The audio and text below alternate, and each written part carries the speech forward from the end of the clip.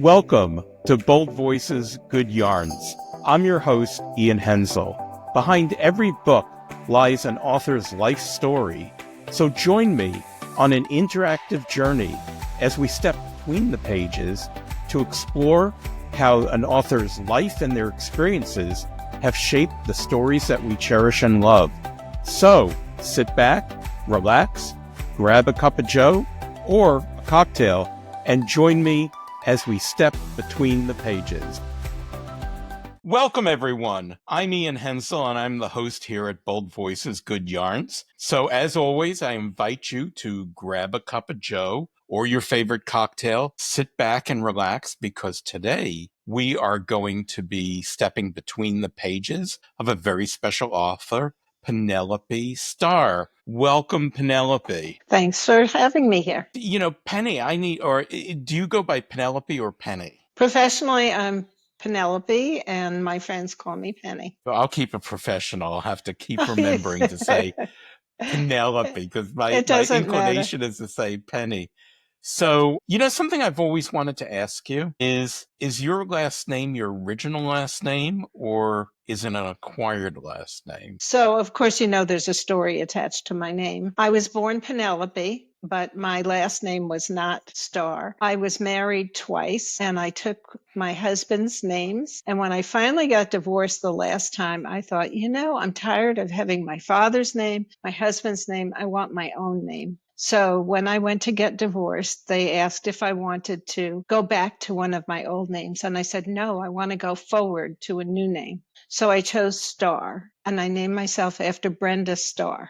Now I don't know if our younger listeners and viewers will know who Brenda Starr is. So when I was a kid, I read the funny papers, and Brenda Starr was a cartoon, and she was a girl reporter, and she was fearless, and she ran through the jungle looking for stories in high heels and big puffy red hair, and I just idolized her. So I named myself after her. Well, it's like the adventure movies, the old adventure movies I would love, especially when somebody would wake up, be like a Merle Oberon or, a Joan Crawford, full makeup, because everybody woke up with perfect full makeup, and you always run through the jungle with tweezed eyebrows. Yes. Well, the book. So, let's get to the book that you've written. So the book that Penny has written, I'm going to hold it up here, is Desert Haven. And it is a collection of interconnected short stories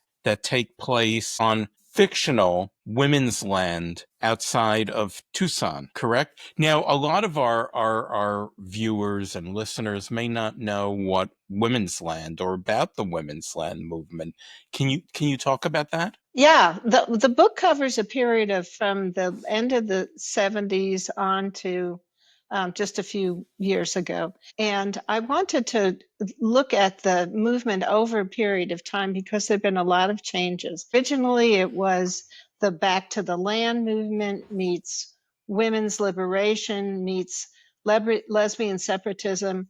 And all these things kind of came together to create places that women wanted to be, to feel their own power and that they could create their own reality. They were all over the country. There were many of them. And the one that I was inspired by was outside Tucson. And it was, I visited there many times, and I interviewed many of the women who lived on women's land. So I got a real sense of the place. Originally, some friends and I were going to make a film about this women's land, but we didn't know how to do that. So rather than abandon the project, I decided I would write about it. And I decided to make it into a novel so I didn't have to tell the truth the whole time. So I could incorporate different concepts and ideas into the book that would make sense as the time period changed and people's needs changed over the years. No, I mean, I read it and I really got emotionally involved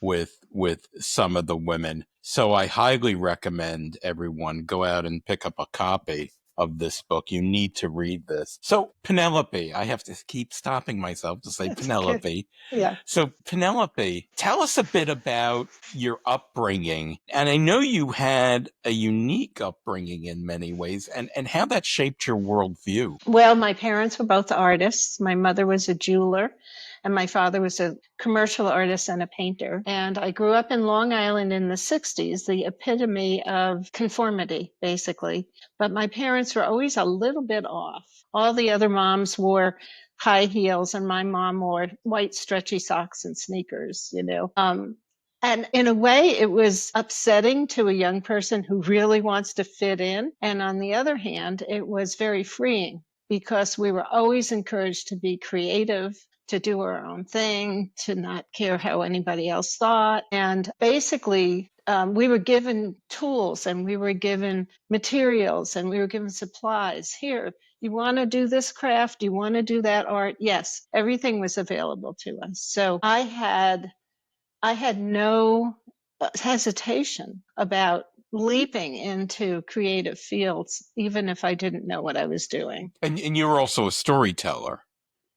Well, And that came later. Yeah. Okay. Yeah. So one of the things that I'm curious about is, you grew up in this environment that was, your parents didn't necessarily, they sort of followed the beat of their own drum. How did that, and I'm sorry, I'm going to commit a big sin. And about what year were you born? You can give us an approximate. Was born in 1945. I'm going to be 80 years old in 2 months, and I'm excited about it. And I ask, I know it's a very personal question, but I ask it because I think when we're talking about somebody's life, our lives don't take place in isolation of the world around us. Our life takes place in an environment that's very much made by the times we're born into. So you later on came out as a lesbian.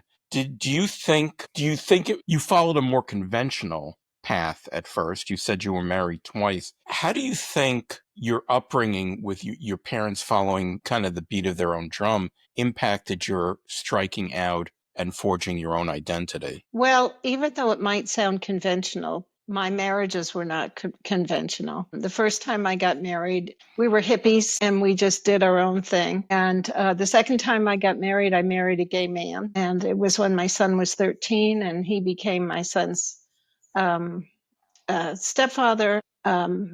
We both had our own relationships outside of the marriage. So it was pretty unconventional. So yeah, it's hard to say that I was definitely influenced strongly in my younger years about that conformity thing that I really rebelled against. How Victorian? No, I think it's very Victorian because there were a lot of examples of Victorian and Edwardian times of these marriages of convenience in a way where they raised children, but they had their own lives, their own careers, their own love affairs, their own identities. So, gosh, in many ways, you're just an old-fashioned Victorian kind of gal. Yeah, Vita Sackville-West is one of my heroes. She lived that kind of life. Yeah, Natalie Barney, the notorious lesbian. I might have been born 100 years too late for being involved with that kind of thing. I'm trying to figure out,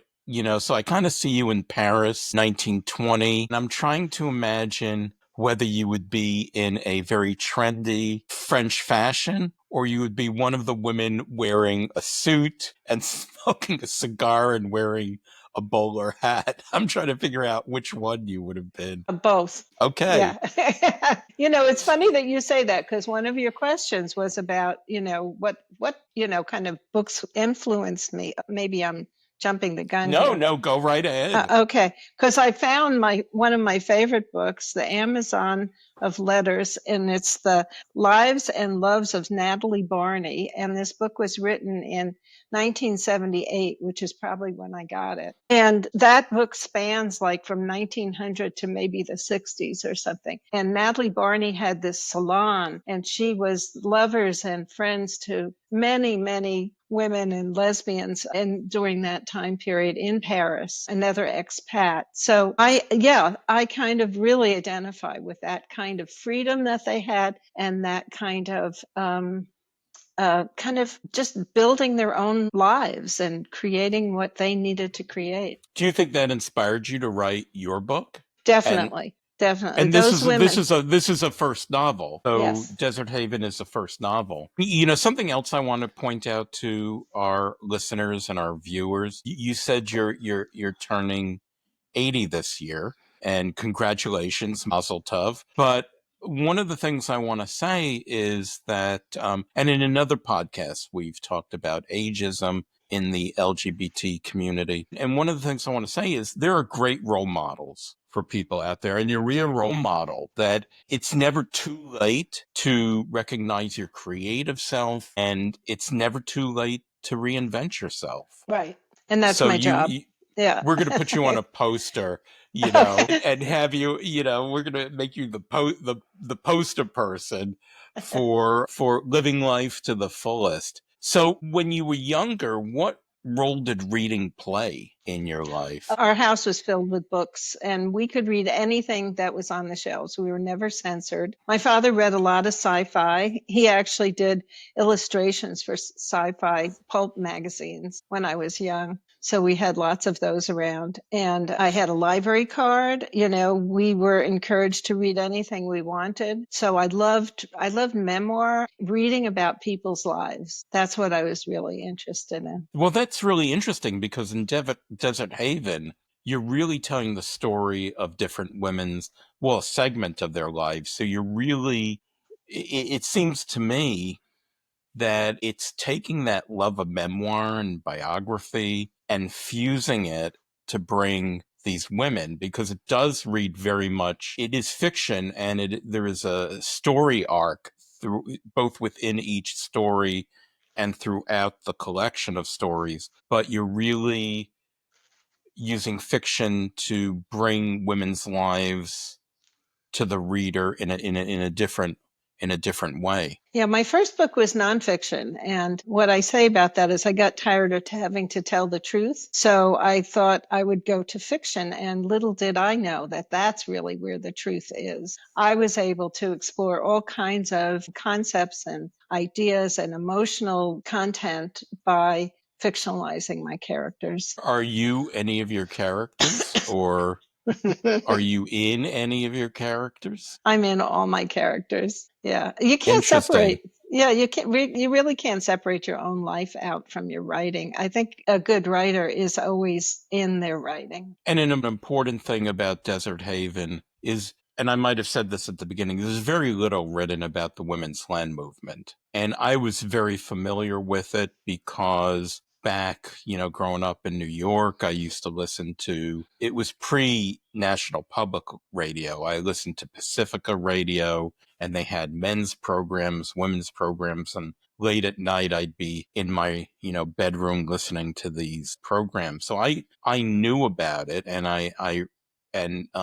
there's like the Body Politic, which was a very vibrant gay newspaper, the Gay Community News of Boston. So there was a lot about it, but there are very few books about it. And your book is one of the although it's fiction, it's one of the very few. And I think it makes the concept of women's land more accessible because it's not telling a history of women's land. It's telling that story from the character's point of view, from the point of view of the people. So I want to ask you, are there any authors that particularly influenced you? I guess I was more interested in the subject than I was in the particular authors. I've never really followed an author. Maybe Anne Rice, I followed her, through 3 or 4 books, but I've always been kind of a glutton for reading different types of stories.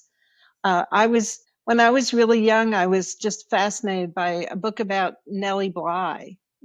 I just thought do you know who she was? No. She was a reporter. The name is familiar. Yeah, at the turn of the century, she was a woman reporter who put herself in all kinds of horrible situations so that she could write the truth about them. And then, of course, there's Brenda Starr, who was not quite a real person, but I think the biggest surprise influence of person that influenced your life and in terms of writing was Brenda Starr. I just think That's fabulous. I don't even know if she's still published, but I don't know. But I mean, I was thinking about the fact that these two women influenced me, and because they were trying to tell the truth. They were reporters. They felt it was their job to right the wrongs and change the world. And that's very important to me. Now, if you could go back to your younger self and sit down and give your younger self some advice, what advice would you give your younger self? I guess basically do your own thing, trust yourself. Yeah,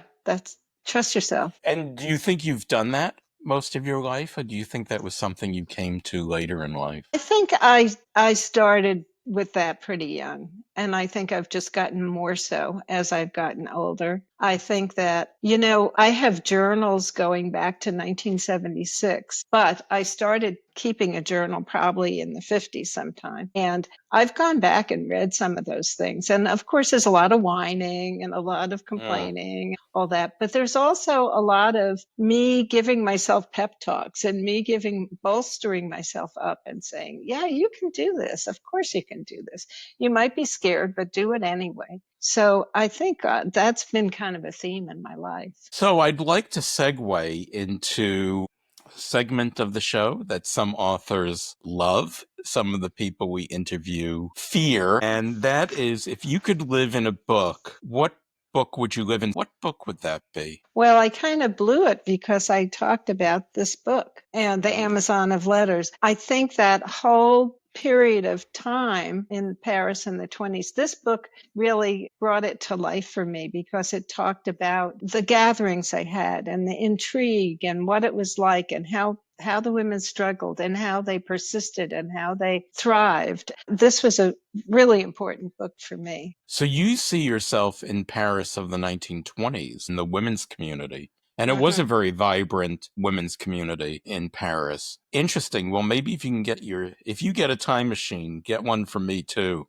Where do you want to go? Gosh, nobody ever asked me that question. I think I too would like to go back to the 20s. I've always been fascinated by that period. And until you mentioned it, I hadn't thought about Paris in the 20s, because that would actually be a pretty fabulous time to visit. I would love to just be there. It reminds me of the Woody Allen movie. I think it's called, is it Paris? I know people are going to put in comments, but they're an author and he keeps going back to Paris of the 1920s.